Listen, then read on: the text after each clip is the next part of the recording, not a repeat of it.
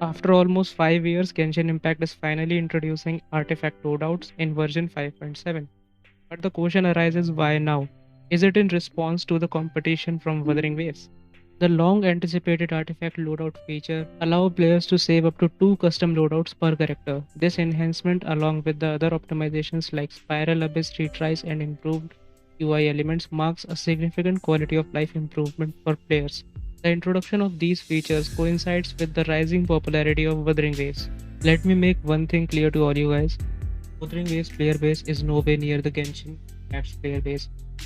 We are talking about roughly 1 million versus 57 million active player base.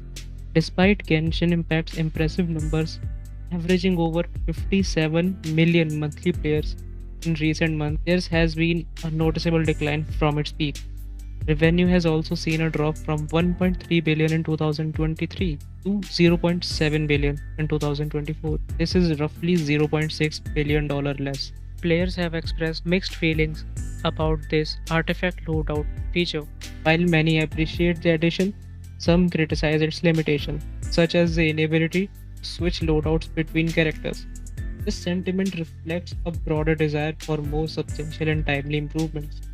I mean, why are they introducing loadouts if you just cannot switch your whole artifact set to a different character? Like, you even call this a loadout? Well, you guys have to answer this in comments.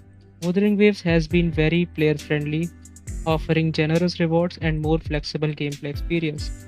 Like when Wuthering Waves introduced its Echo loadout, it was perfect. You can name your custom loadout anything and you can just switch it on every character like how it should be. It's not like you can just make 2 custom loadouts per character and you cannot switch between them. The introduction of this artifact loadout system in Genshin Impact is a welcome change, but it raises a question. Is it a genuine effort to enhance player experience or a strategic move in response to the competition of Wuthering Waves? When I say that Genshin player base is declining, what I mean by that, I was a Genshin player when Wuthering Waves was not launched. Same goes for my friends. They all ditched Genshin Impact when Wuthering Waves came out. And I know you guys, you, yes, you, who is watching the video. Many of you guys also quitted Genshin Impact after the experience of Wuthering Waves. So tell me what you guys think in the comments of this Genshin loadout.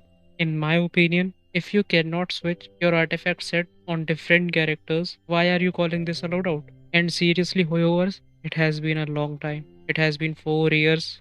People are asking for this. Wuthering Waves already gave us the Echo loadouts and it was perfect. And seriously, if now Hoyoverse release another prank, yes, I am saying this prank, in response to the genuine demand of Genshin Impact players,